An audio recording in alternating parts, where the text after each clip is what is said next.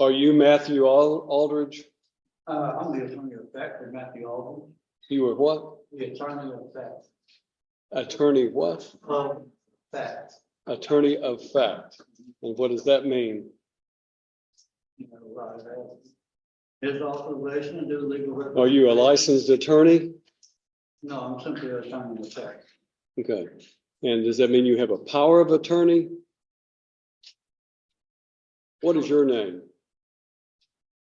What is your name? We've got a man listed as Matthew Aldridge on the docket, but the person at the podium isn't playing along. Instead of identifying himself, he's pulling the classic sovereign citizen move, claiming he's the attorney in fact, which, by the way, is not a real legal loophole the way they think it is.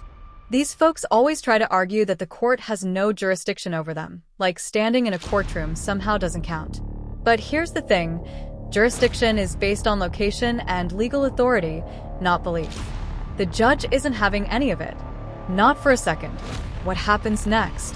Absolute courtroom gold. The judge shuts him down hard, and the way he outsmarts this guy at the end is nothing short of epic. Let's break it down. Yes, sir. I don't have. You don't have a name? Pardon? I'm the attorney of fact for the respondent mayor. Well, let me explain to you. Only an attorney at law can stand in court and represent a criminal defendant. And to do so otherwise violates the criminal law statutes of the state of Tennessee and could land someone who attempts to represent themselves as an attorney at law in serious trouble. I understand what you're saying. I understand you're saying an attorney in fact. And what I want you to understand is that if you have a power of attorney, then you need to demonstrate that power of attorney. Do you have a legal document called a power of attorney? No, I do not this time. Okay. Then you don't have any authority to act on behalf of Matthew Aldridge in this court. You have no legal authority, nor do you have any authority through a legal document to represent or to act on behalf of Matthew Aldridge. Why don't we court just let me file this document? Show it to the bailiff and he'll show it to me. Apparently there's a copy here. This judge is handling the situation like an absolute pro. He stays calm and composed the entire time, shutting this guy down at every turn. The man barely gets a word in about his whole attorney in fact nonsense before the judge completely dismantles it, point by point. It honestly feels like the judge has dealt with this kind of thing before, maybe even a few too many times. But once the guy started quoting made-up laws and refusing to acknowledge his name, that's when the judge really leaned in. And let's be real, that moment when the judge said he can't utter his name, that was hilarious. Judges are usually super stoic and expressionless, but this one couldn't help calling it out. From the start, it was clear, this judge wasn't about to waste his time entertaining a legal circus. At the end of the day, it just proves how ridiculous and completely ineffective these courtroom stunts really are. Well, I find that Matthew Neal Aldridge has failed to appear personally in this court for the plea day on his case, which is set for trial tomorrow.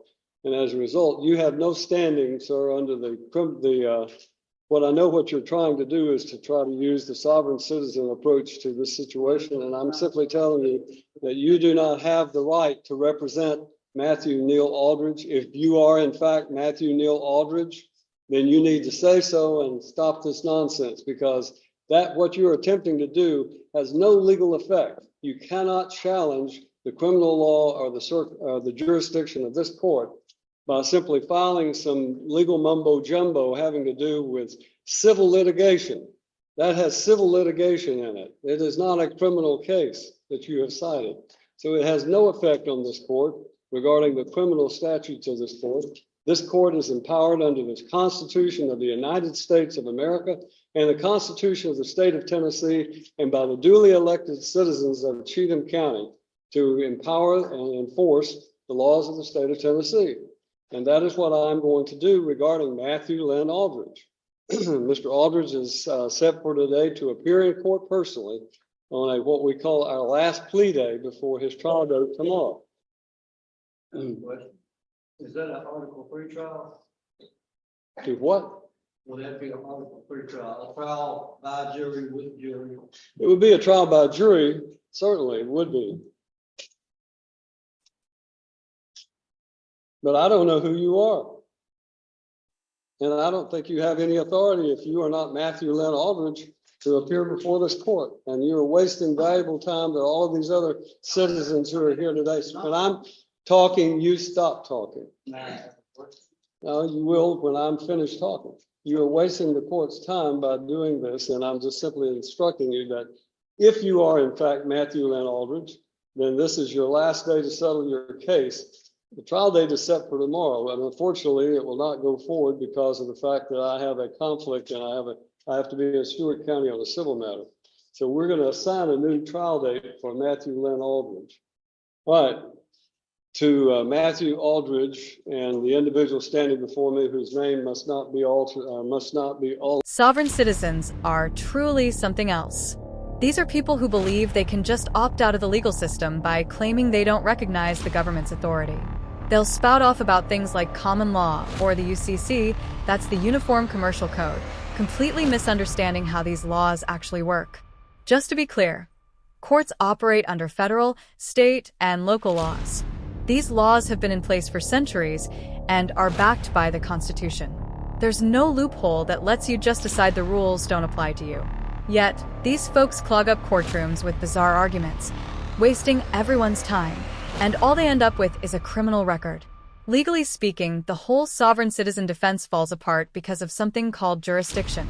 Courts have jurisdiction over anyone within their geographic area, no matter what legal nonsense you try to throw at them. That stuff might sound clever in online echo chambers, but judges have seen it all, and they definitely don't entertain it for a second. And for anyone wondering if trying this to dodge taxes or dismiss a speeding ticket actually works, it doesn't. In fact, it can backfire with heavier penalties for wasting the court's time. Honestly, I don't get why these people keep trying. Do they actually think they're outsmarting the system, or is it just some weird sense of rebellion? Either way, it's ridiculous. And honestly, it's kind of sad they're not even fighting the system. They're just making fools of themselves. Anyway, that wraps up my breakdown for today. If you enjoyed it, don't forget to like and subscribe. Drop your thoughts on sovereign citizens in the comments below. Thanks so much for watching and take care.